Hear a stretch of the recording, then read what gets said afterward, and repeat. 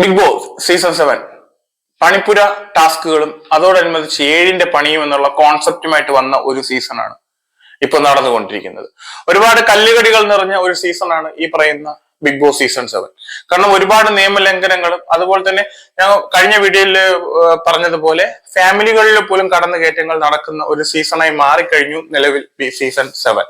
അതുപോലെ തന്നെ അതിനുള്ളിലുള്ള മത്സരാർത്ഥികളെല്ലാം തന്നെ പേഴ്സണലി അറ്റാക്ക് ചെയ്യുന്നത് അവരുടെ സ്വഭാവ വൈകൃതത്തെയോ അല്ലെങ്കിൽ അതിനകത്തുള്ള വിഷയങ്ങൾ മാത്രമല്ല പുറമേ ഉള്ള വിഷയങ്ങളെ പോലും ചിലർ ട്രാക്ക് ചെയ്ത് ഉള്ളിലേക്ക് എത്തിക്കുന്നുണ്ടോ എന്നതിൽ പോലും സംശയമുണ്ട്.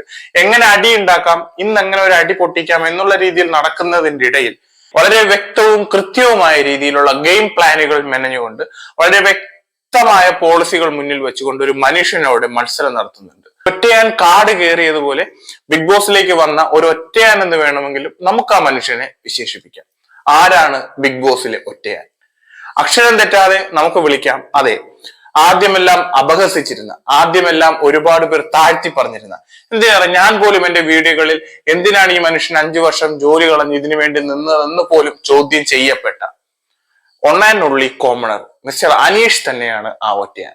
കാരണം മൈൻഡ് ഗെയിമിന്റെ വളരെ പെർഫെക്ഷൻ ആയിട്ടുള്ള മൈൻഡ് ഗെയിം എന്താണെന്ന് വളരെ വ്യക്തമായ രീതിയിൽ മറ്റു മത്സരാർത്ഥികൾക്ക് കാണിച്ചു കൊടുക്കുന്ന, അത് കാണിച്ചു കൊടുത്തിട്ട് പോലും അവിടെയുള്ള മറ്റു സഹ മത്സരാർത്ഥികൾക്ക് മനസ്സിലാവാതെ പോകുന്ന എപ്പിസോഡിന്റെ ഒരു എൻഡ് പോസ്റ്റിലെത്തിയപ്പോൾ ബിന്നി, നൂറ, ആദില ഇവർ 3 പേരുടെ ഒരു കോൺവെർസേഷൻ അത് വളരെ വ്യക്തമായിട്ട് അവർ പറയുന്നുണ്ട്. അവിടെ അനീഷിന്റെ ഗെയിം വളരെ ക്ലിയർ ആയിരുന്നു.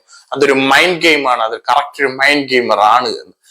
ചില മത്സരാർത്ഥികളിൽ പോലും വ്യക്തമായ സ്വാധീനം ചെലുത്തിക്കൊണ്ട് അനീഷ് എന്ന് പറയുന്ന റിയൽ ഗെയിമർ അതിനകത്ത് വ്യക്തമായ മത്സരം തന്നെയാണ് കഴിഞ്ഞ എപ്പിസോഡിൽ കാണിച്ചിട്ടുള്ളത്. കാരണം ഒരു ടാസ്ക് എന്താണെന്നും ആ ടാസ്കിന്റെ ഉള്ളടക്കം എന്താണെന്നും ബിഗ് ബോസ് എന്താണെന്നും ബിഗ് ബോസ് എന്ന് പറയുന്ന ഒരു റിയാലിറ്റി ഷോ എന്താണ് ഉദ്ദേശിക്കുന്നതെന്ന് വളരെ വ്യക്തമായിട്ടുള്ള പഠനത്തിനപ്പുറം വന്ന അനീഷ് എന്ന് പറയുന്ന മത്സരാർത്ഥിയുടെ മുന്നിൽ മറ്റുള്ളവർ ശബ്ദം ഉയർത്തുമ്പോഴും ഷോ ഓഫ് കാണിക്കുമ്പോഴും ഒന്ന് ആർഗ്യൂ ചെയ്യുമ്പോഴും കൈകൾ ചൂണ്ടിയെടുത്ത് പെരുമാറ്റങ്ങൾ നടത്തുമ്പോഴും മറ്റു വസ്തുക്കൾ അദ്ദേഹത്തിന് നേരെ വലിച്ചെറിയുമ്പോഴും ഇവിടെ തിരിച്ചറിയേണ്ട ഒരു കാര്യം, അനീഷ് എന്ന് പറയുന്ന ഒരാളുടെ ഗ്രാഫ് എന്താ പറയുക ബേസ് ലെവലിൽ നിന്നും ഉയർന്ന് ഏറ്റവും ടോപ്പ് റേഞ്ചിലേക്ക് എത്തുന്ന ഒരു സാഹചര്യമാണ് നമുക്ക് കാണാൻ കഴിയുന്നത്. കാരണം ഇന്നലത്തെ എപ്പിസോഡിൽ നമ്മൾ കണ്ടു, അതിനപ്പുറം അക്ബർ എന്ന് പറയുന്ന അക്ബറിന്റെ ഒരു സ്വഭാവ ദൂഷ്യത്തെ പറ്റി നമ്മൾ പലതവണ ചർച്ച ചെയ്താണ്. വളരെ അഗ്രസീവ് ആയിട്ടുള്ള, വളരെയേറെ മോശം വാക്കുകൾ പ്രയോഗിക്കുന്ന, അതുപോലെ തന്നെ സഹ മത്സരാർത്ഥിയോട് ഒരു തരത്തിലുള്ള ഒരു മാനുഷിക പരിഗണന കൊടുക്കാത്ത, വളരെയേറെ കൺട്രോൾഡ് അല്ലാത്ത ഒരു മനുഷ്യനാണ് ഈ പറയുന്ന അക്ബർ. പാട്ട് നല്ലതാണ്, സ്വരം നല്ലതാണ് എന്ന് പറഞ്ഞുകൊണ്ട് ഒരു മനുഷ്യനും ഇവിടെ നല്ലതാവണമെന്നില്ല. തന്റെ സ്വരം വെച്ച് മലയാളികളുടെ ഇടയിൽ അദ്ദേഹത്തിന് ഒരു ഇഷ്ടമുണ്ട്. പക്ഷെ അത് വളരെയേറെ കളഞ്ഞു കുടിക്കുന്ന ഒരു സംഭവമാണ് ഇപ്പൊ ബിഗ് ബോസ് സീസൺ 7 വന്നിട്ട് അദ്ദേഹം കാണിച്ചുകൊണ്ടിരിക്കുന്നത്. ഇന്നലെ ആ പില്ലോ എടുത്ത് എറിയുന്നതും അതുപോലെ തന്നെ ആർഗ്യൂ ചെയ്ത് പോകുന്നതും ഒരുതരം കയ്യാങ്കളിയിലേക്ക് പോകുന്നതും തന്റെ സൗണ്ട് മോഡുലേഷനിൽ വരുത്തുന്ന മാറ്റങ്ങളും അതുപോലെ തന്നെ മറ്റുള്ളവരെ കോർണർ ചെയ്തുള്ള അറ്റാക്ക് ചെയ്യുന്നതിന്റെ രീതികളും ഗ്രൂപ്പിസത്തിന്റെയും വളരെ വൃത്തികെട്ട ഒരു ഗെയിമാണ് ഈ അക്ബർ ഹൗസിനുള്ളിൽ പലപ്പോഴായി കാണിക്കുന്നത്. ഈ രേണുസുതി എന്ന് പറയുന്ന മത്സരാർത്ഥി സെപ്റ്റിക് ടാങ്ക് എന്ന് വിളിക്കുന്നത് മുതൽ ഈ നിമിഷം വരെ എത്തി നിൽക്കുമ്പോൾ അക്ബറിന്റെ ഗ്രാഫ് ഏറ്റവും ലോ ലെവലിലേക്ക് പോകുന്നത് ആ മനുഷ്യന്റെ സ്വഭാവ വൈകൃതത്തെ വിളിച്ചോതുന്ന വളരെ സത്യസന്ധമായിട്ടൊരു ചിത്രമാണ് നമുക്കവിടെ കാണിച്ചു തരുന്നത്. അക്ബർ എന്താണോ അത് തന്നെയാണ് അക്ബർ അവിടെ കാണിക്കുന്നത്. അഭിലാഷ് എന്ന് പറയുന്ന ആളുടെ കാര്യം ഞാൻ വളരെ വ്യക്തമായിട്ട് കുറച്ച് മുന്നേ വീഡിയോകളിൽ പറഞ്ഞിട്ടുണ്ട്. തുടക്കങ്ങളിൽ വന്ന് വളരെ അഗ്രസീവായി നിന്ന് വിഷയങ്ങളിൽ വളരെ പെട്ടെന്ന് അറ്റാക്ക് ചെയ്യുന്ന ഒരു അഭിലാഷിൽ നിന്ന് ഒന്ന് സ്വിച്ച് ചെയ്ത് വളരെ സ്ലോ ആയിട്ട് വിഷയത്തെ കണ്ട് വിഷയത്തിന്റെ ശരിയും തെറ്റും തിരിച്ചറിഞ്ഞ് റിയാക്ട് ചെയ്യുന്ന ഒരു അഭിലാഷിൽ നിന്നും ഇന്നലത്തെ എപ്പിസോഡിലേക്ക് എത്തിയപ്പോൾ വളരെയേറെ ആർഗ്യൂ ചെയ്യുന്ന, വളരെയേറെ എന്താ പറയാ അറ്റാക്ക് ചെയ്യപ്പെടുന്ന, അതുപോലെ തന്നെ അനീഷ് എന്ന് പറയുന്ന ഒരു വീക്ക് ആണെന്ന് തിരിച്ച് എല്ലാവരും കൂട്ടമായി അദ്ദേഹത്തെ ആക്രമിക്കുന്നു എന്ന് കണ്ടിട്ട് അവിടെയും അനീഷിനെതിരെ തിരിയുന്ന ഒരു അഭിലാഷം നമുക്ക് കാണാൻ കഴിച്ചു. പക്ഷെ അതിന് ജസ്റ്റ് മിനിറ്റുകൾക്ക് മുമ്പ് വളരെ ന്യായമായ ഒരു വിഷയത്തിന് വേണ്ടി അവിടെ ഏറ്റവും വലിയ ഗ്ലാമറാണ്, താനാണ് അവിടുത്തെ ഒരു സൗന്ദര്യ രാജാവ് എന്നൊക്കെ വിശേഷിപ്പിക്കുന്ന ആര്യൻ എന്ന് പറയുന്ന ഒരു മത്സരാർത്ഥിയുടെ വളരെ ആ ഒരു വീക്കായിട്ടുള്ള ഒരു സമീപനം, അതായത് ഒരു മത്സരത്തിന് വേണ്ടി തന്റെ രീതിയിലുള്ള, അതായത് ഈ പറയുന്ന ഫാമിലിയുടെ ഒരു കോൺസെപ്റ്റും ജാതിയുടെയും മതത്തിന്റെയും കോൺസെപ്റ്റിനകത്ത് വെച്ചിട്ട് തനിക്ക് മൊട്ടയടിക്കാൻ സാധിക്കില്ല, അതിന്റെ വീട്ടുകാർക്ക് ഒരുപാട് ഇമോഷണലി ഹേർട്ട് ചെയ്യും എന്നൊക്കെ പറയുന്ന ഈ ആര്യൻ തന്നെ അതേ എപ്പിസോഡിൽ കുറച്ച് കൂടുതൽ വന്നിരുന്നെങ്കിൽ ആ ഇമോഷണലൊക്കെ ഞാൻ കൺട്രോൾ ചെയ്ത് അത് ഞാൻ ചെയ്ത് ഇതെന്റെ ഗെയിമാണ് എന്ന് പറയുന്നിടത്ത് ആര്യന്റെ നിലവാരം വളരെ വ്യക്തമാണ്. ഈ പറയുന്ന ഒരു നടൻ എന്ന രീതിയിലാണല്ലോ ആര്യനോട് വന്നിട്ടുള്ളത്. പക്ഷെ എനിക്ക് ബേസിക്കലി ഞാനൊരു കാര്യം പറയാം, എനിക്ക് ഈ ആര്യനെ അറിയില്ല. ഈ ആര്യനെ ഞാൻ കാണുന്നത് തന്നെ ഈ ബിഗ് ബോസിൽ വന്നതിന് ശേഷം. ആരാണ് ഈ ആര്യൻ? അത് എന്റെ ഒരു ഇതാണ്, എനിക്കറിയാത്തത് കൊണ്ടാണ് ഞാനത് ചോദിക്കുന്നത്. എനിക്ക് ഈ ആര്യനെ അറിയത്തില്ല. ഈ ആര്യനെ സിനിമയിലൊക്കെ വന്നിട്ട് എന്തെങ്കിലുമൊക്കെ ആവുമെന്നുള്ളത് എനിക്ക് തോന്നില്ല. കാരണം ഡെഡിക്കേഷൻ ആണ് സിനിമ. ഒരു റോളിന് വേണ്ടി ഒരാൾ എടുക്കുന്ന ഒരു രീതി, അതിൽ അപ്പാനി ശരത്തിന് വരുന്ന ഷാനവാസ് വന്നിട്ട് വളരെ വ്യക്തമായിട്ട് പറയാം, നീ ഒരു നടനാണ്, നീ നടന്റെ ഒരു രീതിയിൽ നിൽക്കുക. അങ്ങനെ ഒരു റോൾ ചെയ്യേണ്ടി വന്നാൽ ഒരാൾ മുട്ടയടിക്കേണ്ടി വന്നാൽ മുട്ടയടിക്കുക തന്നെ വേണം. അതൊരു രീതിയിലാണ് ഈ പറയുന്ന അപ്പാനി ശരത്ത് ആ ഒരു വിഷയത്തിലെടുത്ത് ആര്യനോട് പറയുന്നത്. പക്ഷെ അവിടെ ഒരു എന്താ പറയാ, തന്റെ സൗന്ദര്യത്തെ ഒന്നിനു വേണ്ടി നഷ്ടപ്പെടുത്തുവാനോ ഒരു കാര്യത്തിന് വേണ്ടി നഷ്ടപ്പെടുത്തുവാൻ താൻ തയ്യാറല്ല. തനിക്ക് ഈ ലോകത്ത് വലുത് തന്റെ നിലവിലുള്ള ആ ഒരു ബൂസ്റ്റായി നിൽക്കുന്ന സൗന്ദര്യ സങ്കല്പമാണ്.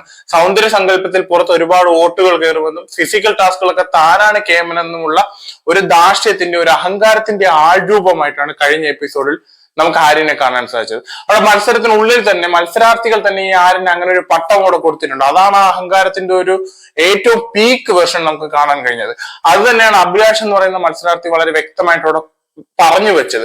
കാരണം ആര്യൻ എന്ന് പറയുന്ന മത്സരാർത്ഥി ഫിസിക്കലി ടാസ്കുകളിൽ വളരെ സ്ട്രോങ് ആയിട്ട് നിൽക്കുന്നുണ്ട്. എല്ലാ ഫിസിക്കൽ ടാസ്ക് വരുമ്പോഴും ഈ ആര്യനെ എല്ലാവരും ചൂസ് ചെയ്യും. അപ്പൊ അഭിലാഷ് എന്ന് പറയുന്ന നോർമലി അദ്ദേഹം ഒരു ഹാൻഡിക്കാപ്ഡ് മനുഷ്യൻ. പക്ഷെ ഇവിടെ ഒരു മനുഷ്യൻ ഏത് ലെവല് ആ ഒരു ബുദ്ധിമുട്ട് തന്റെ ജീവിതത്തിലുണ്ടെങ്കിലും ഒരു ഫീനിക്സ് പക്ഷിയെ പോലെ ഇവിടെ വളർന്നു വന്ന ഒരു മനുഷ്യനാണ് ഈ അഭിലാഷ്. തന്റെ ബുദ്ധിമുട്ടുകളിൽ നിന്നും ആ ബുദ്ധിമുട്ടിനെ പോലും മാറ്റിവെച്ച് വളരെ ആക്റ്റീവായിട്ട് സ്വന്തം ലൈഫിനെ എക്സ്പീരിയൻസ് ചെയ്ത് അതിനെ വെച്ച് ഒരു വളരെ ക്രിയേറ്റീവ് ആയിട്ടുള്ള ഡാൻസ് മേഖലയിലേക്ക് എത്തി ആ ഒരു വൈകല്യത്തെ ചിരിച്ചുകൊണ്ട് നേരിടുന്ന ഒരു മനുഷ്യനോടാണ് അവിടെയുള്ള മത്സരാർത്ഥികൾ ഫിസിക്കൽ ടാസ്കുകളിലേക്ക് പോകുമ്പോഴുള്ള ഒരു നെഗറ്റീവ് ഒരു അതെന്താ പറയാ, വളരെ പറ്റില്ല അല്ലെങ്കിൽ നിങ്ങൾക്ക് പറ്റില്ല എന്ന് പറയാതെ പറയുന്ന ഒരു സാന്നിധ്യമുണ്ട്. കാരണം സെലക്ഷനുകളിൽ വരുമ്പോൾ ആരും തന്നെ ഈ അഭിലാഷിനെ സെലക്ട് ചെയ്യുന്നില്ല. ആ ഒരു ഫീലിങ്സ് ആണ് ആ സമയത്ത് വളരെ ഓപ്പൺ ആയിട്ട് ആര്യനെതിരെ അദ്ദേഹം ഷൗട്ട് ചെയ്യുന്നത്. ആ പോയിന്റിൽ ഞാൻ അതാ പറഞ്ഞത്, ആ പോയിന്റിൽ അഭിലാഷ് എടുത്ത ആർഗ്യുമെന്റും അഭിലാഷ് എടുത്ത വോയിസും പെർഫെക്റ്റ് ആയിരുന്നു. പക്ഷെ ആ വീഡിയോയുടെ തന്നെ അവസാനത്തിലേക്ക് എത്തിയപ്പോൾ അനീഷ് നേരെ തിരിഞ്ഞപ്പോൾ അവിടെ വ്യക്തമായ മൈൻഡ് ഗെയിം എന്നറിയാതെയാണ് അവിടെയുള്ള എല്ലാ മത്സരാർത്ഥികളും അനീഷിനെതിരെ തിരിഞ്ഞത്. അതുകൊണ്ട് തന്നെ സീസൺ 7 ഇപ്പൊ ടോപ്പ് റേഞ്ചിൽ നിൽക്കുന്ന മത്സരാർത്ഥികളിൽ എന്തുകൊണ്ടും പെർഫെക്റ്റ്, അവിടെ വ്യക്തമായ ബി മെറ്റീരിയലായിട്ട് എത്തി വളരെ വ്യക്തമായ ഗെയിം കളിക്കുന്ന അനീഷ് എന്ന മത്സരാർത്ഥിക്ക് തന്നെയാണ് ഗ്രാഫ് കൂടി നിൽക്കുന്നത്. വരും ദിവസങ്ങളിലുള്ള വ്യക്തമായ ഒരു മൈൻഡ് ഗെയിം നമുക്കിവിടെ മനസ്സിലാവും. എല്ലാവരും അത് തിരിച്ചറിഞ്ഞ് ഒരു ബി ട്രാക്കിലേക്ക് എത്തുമെന്നാണ് ഞാൻ വിചാരിക്കുന്നത്.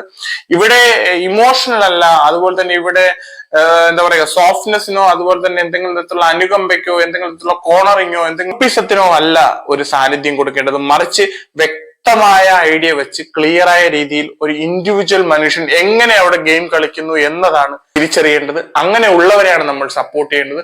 അതുകൊണ്ട് ഇത്രയുമുള്ള നിലവിലുള്ള എല്ലാ എപ്പിസോഡുകളിൽ നിന്നും അനീഷിന്റെ ഗ്രാഫ് തന്നെയാണ് ബി ഹൗസിനകത്ത് ടോപ്പ് റേഞ്ചിൽ നിൽക്കുന്നത്.